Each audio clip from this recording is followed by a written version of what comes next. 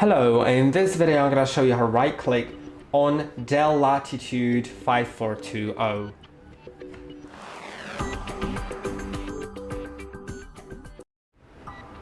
To right click, you can do it in two different methods.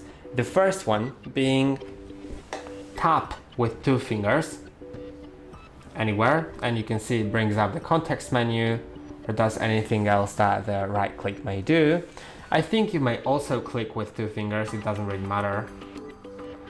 Or you can click but not tap in the bottom right corner. But tap won't work here, only the click. And that's all for today. Don't forget to like and subscribe. See you next time.